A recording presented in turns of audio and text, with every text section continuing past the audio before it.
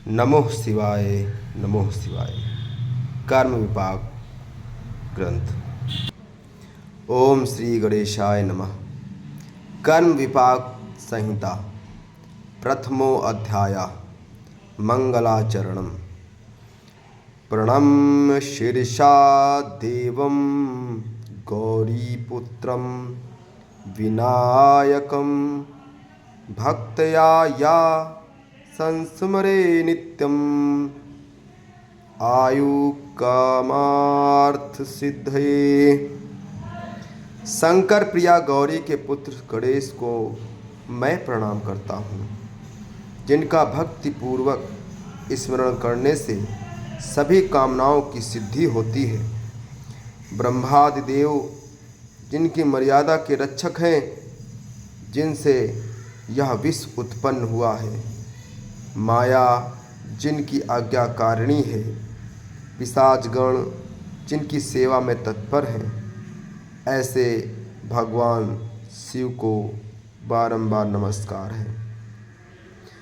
प्रथम प्रश्न किस प्रकार हो उसे कहता हूँ।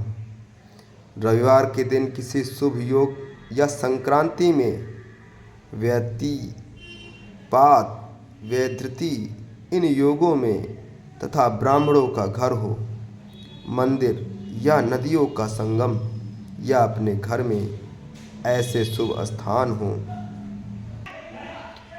जो निज कर्मों द्वारा पीड़ित स्त्री पुरुष, रोगी, मृत पुत्र वाला अथवा पुत्र वाला हो, वह निम्नलिखित आंवला, लोभ, गोबर, तिल, सरसों 7 स्थानों घोड़ा, हाथी, भीम, ऊंट, नदी संगम, राजद्वार, गौशाला, तालाब की मिट्टी, कपूर, खस, नागरमोथा, इन सब औषधियों को संभाग पानी में मिलाकर स्नान करे और देव पितृ तर्पण कर सूर्यार्घ देवो और संकल्प करे। इस प्रकार सब कार्य करते हुए संकल्प करें। पूर्व संचित कर्म को देखने के लिए तथा सभी मनोरथ सिद्ध अर्थ प्रथम शिव पूजन करके मैं कर्म विपाक नामक पुस्तक का पूजन करता हूँ। इसके बाद अंगन्यास आदि षोडशोपचारादि सहित पूजन का संकल्प कर बलि वैश्वदेव श्राद्ध करे। पश्चात शरीर शुद्धि के लिए पुरश्चरण का अंग जोड़ा गौघृत पूर्ण घड़ा दान करे तथा प्रजापति के प्रसन्नता के निमित्त 16 ब्राह्मणों को खिलावें। भोजन के बाद दक्षिणा देकर आचार्य की इस प्रकार प्रार्थना करें। यथा हे ब्राह्मण, हे महाभाग, हे द्विजोत्तम, हे भूमिदेव, मेरे पूर्वकृत शुभाशुभ कर्मों को यथोचित जानकर मुझ पर अनुकंपा करते हुए कृपया तत्क्षण कहिए। इस तरह ब्राह्मण आचार्य को नमस्कार करके प्रसन्न करें। इस तरह 10-5 ब्राह्मणों को यत्नपूर्वक बैठाकर आचार्य से आज्ञा लेकर अपने सब प्रायश्चितों को करावें। वस्त्र आभूषणों से सविधि आचार्य की पूजा करके पश्चात प्रजापति स्वरूप गुरु महाराज की प्रार्थना करें। हे प्रजापते, हे महाभावो, वेदांग सहित वेद के पारंगत पुत्र रूपी मनोरथ की सिद्धि के लिए मेरा किया हुआ पूजन आप ग्रहण करें। आपको नमस्कार है। हे विष्णु, कमल के सारिखे नेत्र वाले, तीनों लोकों के प्रतिपालक, हे ऋषिकेश, लक्ष्मी सहित मेरे पूजन को अंगीकार करें। आपको नमस्कार करता हूँ। हे रुद्र, आप सतत दीन जनों के कष्ट को नाश करने वाले, भस्मांगी तथा सर्प के जनेऊ को धारण किए हुए मेरी पूजा स्वीकार करें। आपको नमस्कार है। स्वर्ग, मृत्यु, पाताल, इनमें रहने वाले देवादि गंधर्व, मनुष्य, सर्पाद ये सदा सूर्य का ही ध्यान करते हैं। महायज्ञादि, अग्निहोत्रादि कर्म, तीर्थ स्थान तथा देवताओं का अर्चनादि ये सूर्योदय के बाद ही होते हैं, क्योंकि दृश्य से संबंधित हैं।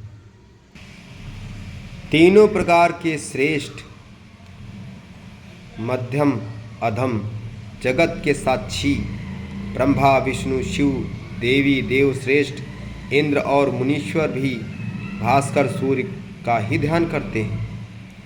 आप ब्रह्मा, विष्णु, शिव, प्रजापति, अग्नि तथा वषटकार स्वरूप कहे जाते हैं और समस्त संसार के शुभाशुभ कार्यों के द्वारा देखने वाले कहलाते हैं। प्रथम योगी, सन्यासी तथा ब्रह्मचारी आपको मनन करते हैं। आप रोगादि के उत्पादन करता हैं, अतः मेरे पापों का शमन करें। सब प्राणियों पर दया करने वाले, दीनों और कृपण जनों के दुख नाशक सूर्य भगवान को इस तरह ध्यानपूर्वक प्रसन्न करें। इसके बाद प्रश्नकर्ता, पापी, कुमार्गी, परनिंदक, ब्राह्मण घाती, सोना चोरी करने वाला, शराबी, गुरु पत्नीगामी, स्त्री तथा बाल घाती, पर स्त्री गमन इत्यादि जो पूर्व जन्म कृत कुकर्म हुए हों, उनके उद्धार के लिए आपकी शरण में आया हूँ। आप समर्थ हैं, इस प्रकार प्रार्थना करें। भगवान, मुझ पर कृपा कर पूर्व जन्मार्जित मेरे कर्मों को तत्कालिक लग्न तथा ग्रहों द्वारा यत्न से विचार कर कहें, क्योंकि पंडित लोग जन्म कुंडली के द्वारा ग्रह स्थित वश शुभाशुभ कर्मों को जानते हैं, अतः विचार कर मेरे फलों को कहें। सूत जी बोले, कैलाश पर्वत के उत्तम शिखर पर सुखासीन शिव को सदा कल्याण चाहने वाली पार्वती ने श्रद्धा से प्रणाम करके यह प्रश्न किया। पार्वती बोली, हे देवश्रेष्ठ, जगत के स्वामी, भक्तजनों पर दया करने वाले, लोकोपकारी, आप हमारे प्रश्न को कहिए। कलि में सब मनुष्य हीन बुद्धि वाले, पाप तथा माया में लिप्त रहते हैं। व्याधि और ग्रहों से पीड़ित, संतान रहित, कुसंचित, कुरूप, मृत संतान वाले और नपुंसक ऐसे नर नारियों के पूर्व जन्म कृतकर्मों को कहे। आप सर्वज्ञ हैं। इस तरह के पार्वती के वचन को सुनकर शिव जी बहुत प्रसन्न हुए और त्रिलोक में दुर्लभ ऐसा गूढ़ प्रश्न है, हंसकर कहने लगे। शिव जी बोले, हे पार्वती, मनुष्य में विशिष्ट कर्मों को मैं कहता हूँ, उसे निस्संदेह सुनो। हे पार्वती, संसार में उत्पन्न सभी जीव सर्वदा कर्म को करते हैं, अतः देवता या मनुष्य अपने किए कर्म फल को भोगते हैं। पाप पुण्य दोनों असुमेव मनुष्य को भोगने पड़ते हैं और भोगने से क्षय भी हो जाते हैं। पुण्य अथवा पाप का सुख दुख रूप कर्म बिना भोगे मनुष्य इससे छुटकारा नहीं पाता, कारण कि भोग से ही पाप क्षय होता है, इससे निश्चय जानो। कुकर्मी मनुष्य के दुर्भिक्ष से दुर्भिक्ष तथा दुख से दुख एवं भय से भय होता है। भोग के परित्याग होने पर ही छुटकारा मिलता है। दुष्ट कर्म करने वाला दरिद्री मनुष्य मरने पर भी मरता है और उस कर्म अनुसार अनेक प्रकार की गति को प्राप्त होता है। जो मनुष्य श्रद्धावान, शांत तथा अच्छे कर्म का करने वाला धनी मानी है, वह उत्तम से उत्तम स्वर्ग सुख को पाता है।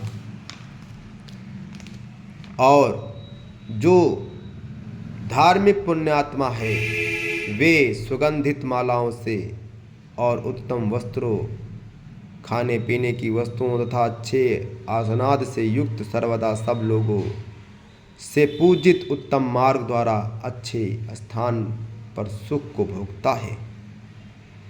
मनुष्य के सैकड़ों हजारों अर्थात अनेक जन्मार्जित पुण्य या पाप उस संचितकर्ता के सुख दुख का अंकुर होता है। मनुष्य के 3 प्रकार के प्रारब्ध संचित क्रियमाण कर्म होते हैं। इनमें मुझे विशिष्ट रूप से संचित कर्म को कहना है। कारण यह है कि प्रारब्ध विस्तृत रूप से होता है और वर्तमान देखा ही जाता है। सभी मनुष्यों का अश्विनादि नक्षत्रों में जन्म होता है, फिर भी उनमें चरण भेद से सबका शुभ फल भिन्न भिन्न प्रकार से ज्ञात करना चाहिए। इति पूजन विधि नाम प्रथमोध्याय समाप्तम।